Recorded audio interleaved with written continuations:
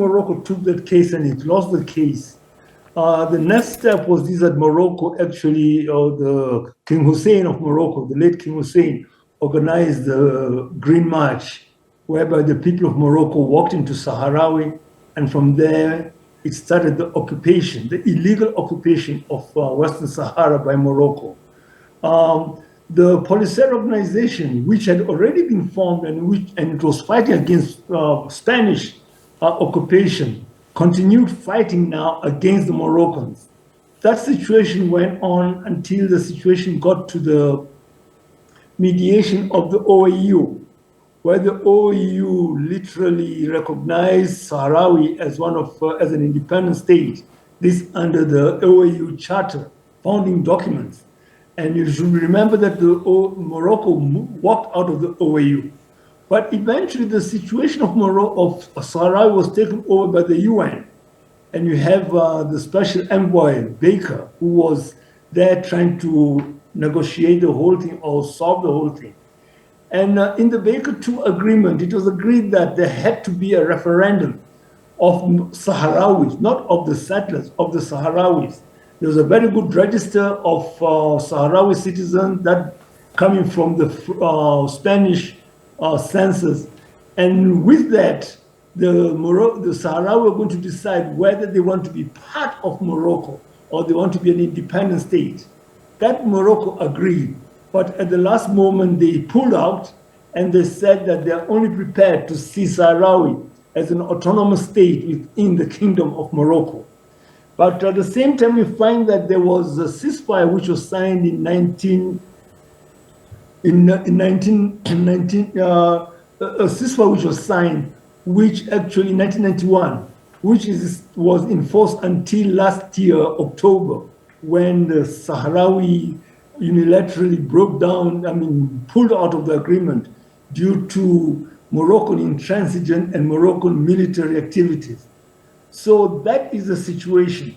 But the situation has been further complicated by ex-President Trump actually recognizing Morocco's claims on Western Sahara. This is in exchange for Morocco's recognizing of Israel. And Spain literally tried to follow Trump's stance by actually recognizing Morocco's solution to the colony, to its former colony, by saying that they recognize Morocco's offer of an autonomous state of Western Sahara. That is the situation where the whole thing is. But then we find that the Security Council, they've got they've got France, which has been a stumbling block to the whole issue, in the sense that, you find that the United Nations presence in Western Sahara, it is the only United Nations mission in a conflict situation which does not have a mandate of actually looking to the human rights abuses which are perpetrated in that country. This has been done at the behest of France, which basically is a very big supporter of Morocco. And just speaking about those human rights violations, we understand a majority of the Sahrawi not only live in camps, but just in terms of their quality of life, it's not anything really to speak of. You spoke about the position that Spain has taken of supporting Morocco's suggestion of semi-autonomy for the Sahrawi, and as a result, breaking off diplomatic ties, banning imports from Spain. But just in terms of the international community, while they say they rally behind the autonomy of the people of the Sahrawi, are there those who are afraid of upending their diplomatic relations with Morocco, with Spain, to the extent that they will not push for a referendum with the conditions which the Polisario Front wants? Because the issue of who is eligible has also been a stickler. Well, the issue of who's eligible is not such a big stigma. But the issue is that we find that the problem actually lies in two camps. The most important camp, which really is very sad, it is the AU. It will be remembered that Morocco, when they pulled out of the OAU, they're not founder members of the AU. Because within the AU Charter, founding documents, the respect of colonial boundaries is prime. And Morocco does not respect that issue.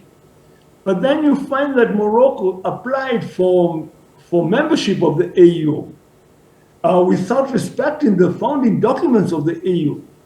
And France, due to its hold through France Afrique, its leverage over the French, the ex-French colonies, it actually forced those colonies, which are a majority in the AU, to vote for Morocco's membership. And that is actually a main stumbling block. You find that the AU itself is divided on the issue of Sahrawi. And the inclusion of Morocco in the AU is faulty because Morocco has actually contravened the founding documents of the AU. Calls for Morocco to be expelled were refused, saying that the AU does not have any mandate to expel any country.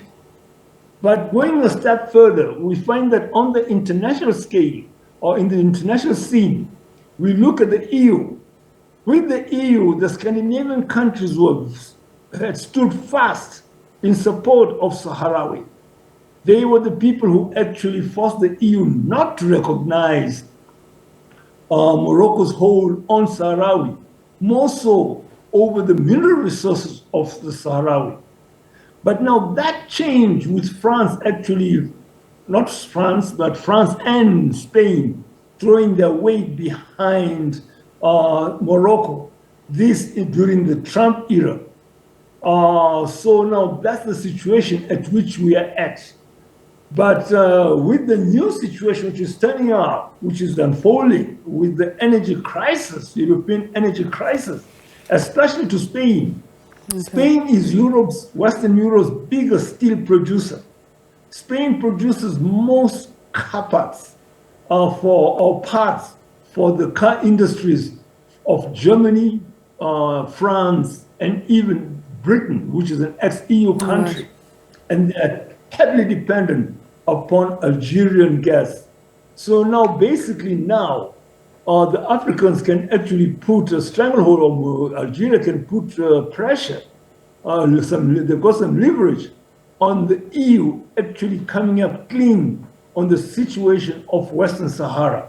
It should be remembered that Western Sahara has got one of the world's biggest reserves of phosphate, rock phosphate. And it's also got one of the world's biggest reserves of uranium. It's got a huge potential of oil on its offshore, it being part of the West African, and also of the fisheries. It's got there. So basically now the Western countries have got to come clean as far as where they stand with regards to Western Sahara.